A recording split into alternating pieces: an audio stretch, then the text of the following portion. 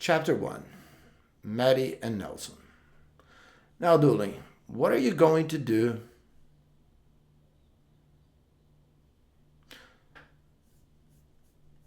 Now, Matty. Now, Doolin, what are you going to do? Said Mr. Funnel. You're 15 and you're leaving school in 3 weeks' time. Have you got any plans for a job? Matt Doolin looked, Matt Doolin looked at his feet. He was a big, strong boy. Sorry. Matt Doolin looked at his feet. He was a big, strong boy who wasn't afraid of fighting, but he found it difficult to talk. He could never find the right words. I don't know, sir. My dad wants me to get a job in shipbuilding like him. Mr. Funnel was a teacher, but he also helped the kids. Mr. Funnel was a teacher, but he also helped the children to find jobs when they left school. My dad wants me to get a job in shipbuilding. Well, that's a good job, isn't it? He waited, but Matty was silent. Don't you want to do that, then? No, sir. Matty's face was angry. No, sir. Matty's answer. No, sir. Matty's face was unhappy. I want to work with animals. I've always wanted to do that. Why don't you get a job on a farm? Said Mr. Funnel. You don't know my dad, sir. Now Matty found the words to explain his troubles. He says I'm stupid. There are no farms near here. And he says I can't go away and live and work on a farm because my mom says I can't leave home when I'm only 15. Mr. Funnel looked at Matty kindly. Well, talk to your parents again. Explain to them how you feel. Then, if they agree, I can help you to find a job on a farm. But Matty wasn't very good at explaining his feelings. And he was already in trouble at home because of his dog Nelson and because of the camping holiday.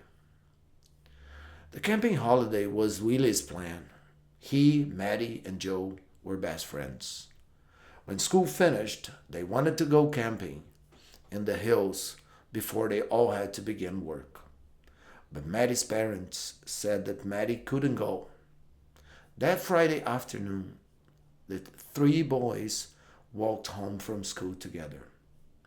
Can't you ask your mom and dad again about the camping? Said Joe. Willie and I can't go without you. It's no good. They won't listen. It's no good, said Matty angrily. They won't listen. They just say that it's too dangerous. They just say it's too dangerous for us to go camping in the hills by ourselves. And they're angry with me because of Nelson too. They say that Nelson's got to go. Why don't you find another home for him? Said Willie. He's not really your dog, is he?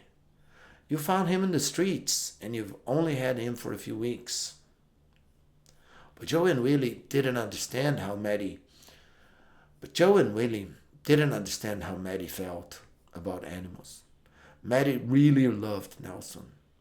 It was true that Nelson wasn't a beautiful dog. He was old, had a bad leg, and couldn't see very well in one eye. But he loved Matty as much as Matty loved him.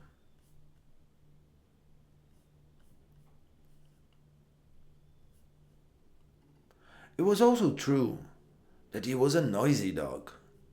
When he was in the small back garden, he barked all day long until Matty came home. All the people in the street were very angry about the noise. And that evening, there was more trouble for Matty.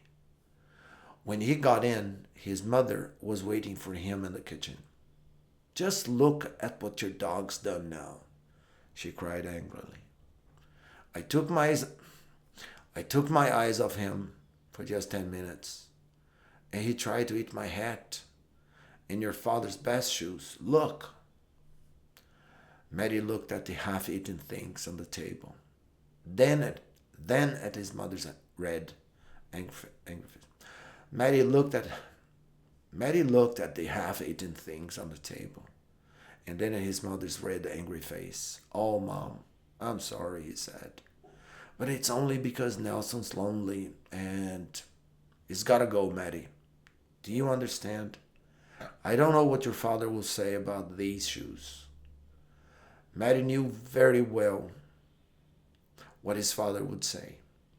Mr. Doolin was a short, heavy man with gray hair and a strong face.